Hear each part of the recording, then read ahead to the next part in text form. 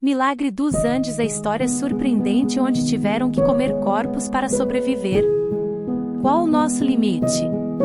Até onde iremos, pela nossa sobrevivência? Tudo começou quando um time de rugby do Uruguai estava a caminho de Santiago do Chile em um avião da Força Aérea quando, em meio ao mau tempo, os pilotos se confundiram, iniciaram o procedimento de descida antes da hora. O resultado foi um impacto no cume da montanha a mais de 4.000 metros de altitude, praticamente em velocidade de cruzeiro. O turbo-hélice Fairchild FH7827 se partiu em dois e desceu a mais de 300 km por hora pela neve até parar em um banco de gelo. 12 pessoas morreram na queda. Outras 17 não resistiram aos dias que se seguiram, incluindo a mãe e a irmã mais nova de Barrado que estavam no voo a convite dele.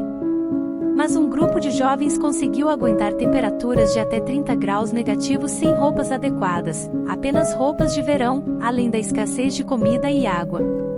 Logo após a queda do avião, Marcelo, sobrevivente, percebeu que não iriam aguentar o frio logo ao amanhecer e teve a primeira atitude junto dos colegas. Eles construíram uma parede na fuselagem para impedir que o vento entrasse usando malas e restos do próprio avião. Um dos maiores problemas de se estar a uma altitude de mais de 4.000 metros, com temperaturas de dezenas de graus negativos e que praticamente não há vida animal ou vegetal neste ambiente. Durante quase 2 semanas, os sobreviventes aguentaram praticamente sem comer nada. Eles racionaram alguns mantimentos que foram encontrados nos destroços. Mas tudo o que tinham acabou nos primeiros dias. O cenário era todo branco e cinza, só tinha neve. Naquela altitude, não existia mais nada. Mas, à medida que o tempo passava, ficava mais difícil aguentar sem comida. Submetido ao frio extremo e a altas altitudes, o corpo precisa de ainda mais energia para se manter funcionando. A fome não pode ser experimentada, a não ser que a situação seja real. Não saber quando você vai comer de novo é o medo mais terrível do ser humano. E você nunca vai saber como a fome é terrível, até que seu corpo comece a se consumir para conseguir energia. Depois de 10 dias perdidos no meio dos Andes, eles conseguiram improvisar um rádio e ouviram a notícia desoladora. As buscas tinham sido encerradas. As autoridades afirmaram que não era possível que houvesse sobreviventes e decidiram terminar a procura pelos jovens. Desolado, Barrado começou a pensar em como faria para sair dali. Conversando com um dos colegas do time, ele chegou à conclusão de que teriam que caminhar em busca de ajuda por conta própria. Mas aquilo não poderia ser feito no inverno, com temperaturas tão baixas. Tínhamos que esperar o verão. Afinal, como iríamos atacar a montanha sem nenhum equipamento, luvas, calças especiais, jaqueta? Os melhores alpinistas morrem em condições melhores.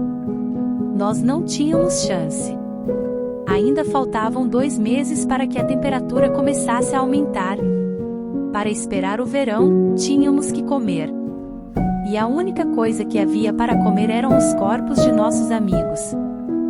Sem esperanças de serem resgatados, eles tinham que se organizar para conseguirem sair por conta própria do meio da maior cordilheira de montanhas do mundo.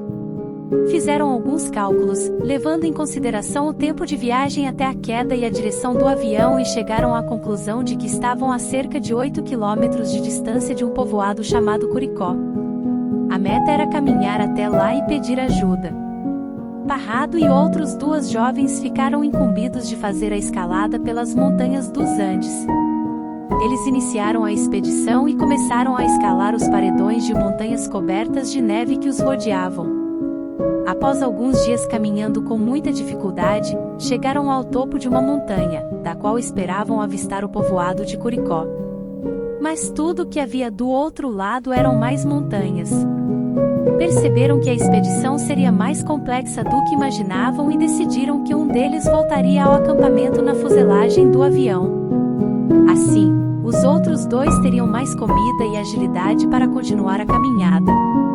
Caminhando mais depressa, Barrado e o outro sobrevivente, finalmente começaram a encontrar vestígios de civilização quase 10 dias depois de terem partido do acampamento. muito debilitados e quase morrendo de fome. Eles já tinham poucas esperanças quando avistaram um vaqueiro montado em um cavalo do outro lado do rio, em que descansavam. Avisaram a ele que tinham sobrevivido à queda do avião e pediram ajuda. O vaqueiro cavalgou muitas horas até a cidade mais próxima e acionou o exército. No dia seguinte, os helicópteros chegaram ao acampamento e resgataram os sobreviventes. Exatos 72 dias após a queda do avião. Dos 45 passageiros a bordo, 16 sobreviveram. Um verdadeiro milagre.